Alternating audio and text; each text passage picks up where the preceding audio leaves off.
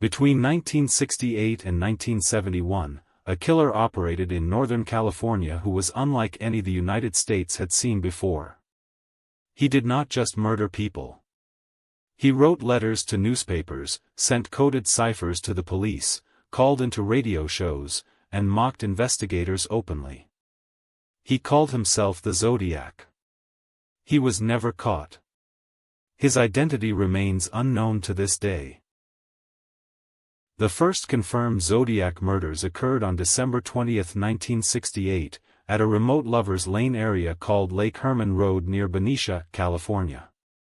A teenage couple, Betty Lou Jensen and David Faraday, were shot while parked in their car. Jensen was shot 5 times in the back as she ran. Faraday was shot once in the head at close range. There was no apparent motive and no suspect was identified at the time. 7 months later, in July 1969, a second attack occurred at Blue Rock Springs Park in Vallejo.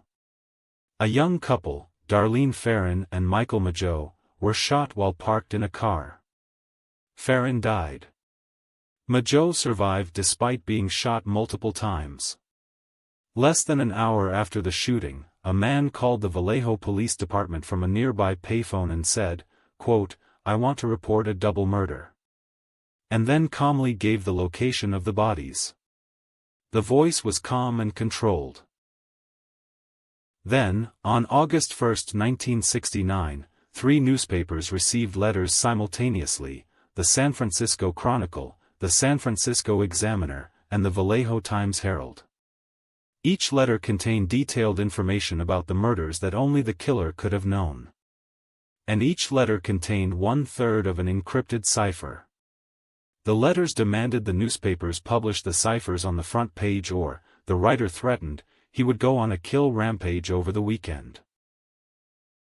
The combined cipher contained 408 symbols. Salinas school teachers Donald and Betty Harden solved it within a week. The message read, in part, "I like killing people because it is so much fun. It is more fun than killing wild game in the forest because man is the most dangerous animal of all. I will not give you my name because you will try to slow down or stop my collecting of slaves for my afterlife."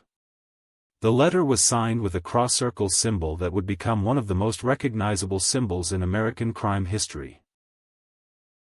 On September 27, 1969, the Zodiac attacked again at Lake Berryessa in Napa County. He approached a young couple, Brian Hartnell and Cecilia Shepard, wearing a black hood with the cross-circle symbol stitched on it. He tied them up and stabbed them both repeatedly. Shepard died 2 days later. Hartnell survived and later provided a detailed description of the attacker, a heavy-set white male with brown hair, approximately 6 feet tall. Less than 2 weeks later, on October 11, the Zodiac shot and killed a San Francisco taxi driver named Paul Stein. This attack was witnessed by 2 teenagers from a window above. They called police and described seeing a white male in the cab before the shooting. Astonishingly, a patrol officer stopped and questioned a man matching the description in the area minutes later, but had been given an incorrect description over the radio and let him go.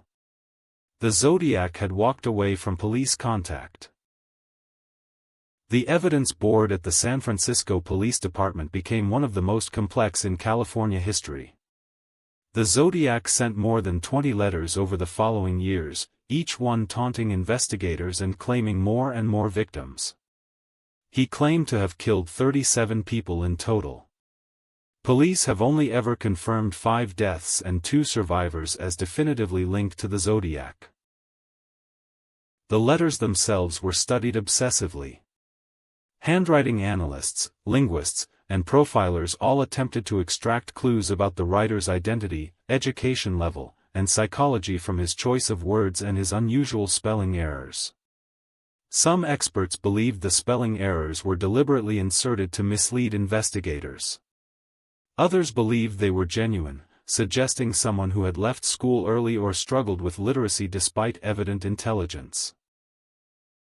Geographic profiling of the attack location suggested the killer lived or worked somewhere in the Vallejo or Benicia area, possibly with ties to San Francisco. The attacks were spread across a wide area, suggesting someone who was mobile and comfortable driving long distances at night. The choice of remote locations for early attacks, followed by the audacious attack in the city itself, suggested a killer who was growing in confidence.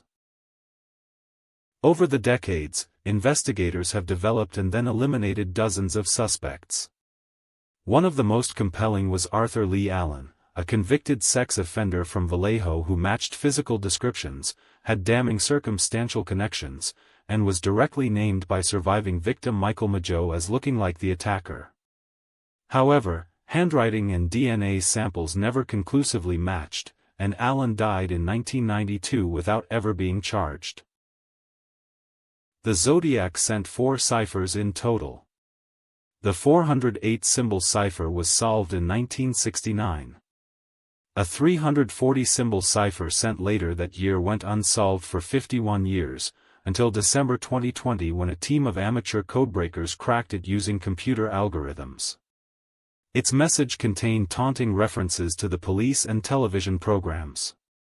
A 32-symbol cipher and a 13-symbol cipher have never been solved to this day.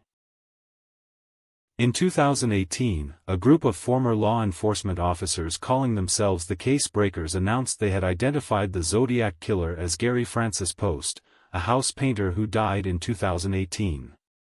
They claimed to have found evidence linking Post to the crimes, including scars on his forehead that matched a composite sketch and anagram connections hidden in the Zodiac letters. The FBI and San Francisco Police Department have not officially confirmed this identification. The Zodiac case has never been officially closed. The San Francisco Police Department maintains it as an open homicide investigation. The case has influenced countless films, books, podcasts, and television shows over the decades.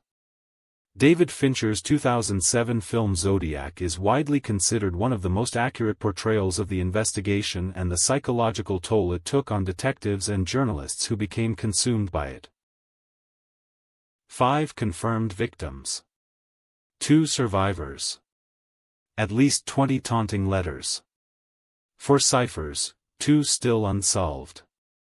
1 identity still unknown. The Zodiac case represents something deeply unsettling, not just an unsolved murder case, but evidence that a killer can operate in plain sight, communicate openly with authorities, mock investigators for years, and simply vanish into history without consequence. The Zodiac was never caught. He may have lived a completely ordinary life for decades after his killing spree, watching the news coverage, reading the newspaper articles, perhaps even laughing at the false leads and wrong suspects. He may have died of old age in a quiet house in California with his secret intact. Or he may still be alive today, now in his 80s, watching the documentaries about himself on television. The case that terrified Northern California for years and captivated the entire country has never been resolved. The Zodiac Killer sent his last known letter in 1974 and was never heard from again.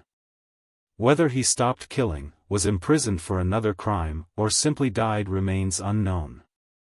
What is certain is that one of America's most audacious and taunting killers was never brought to justice. And somewhere, hidden in those unsolved ciphers, the answer may still be waiting.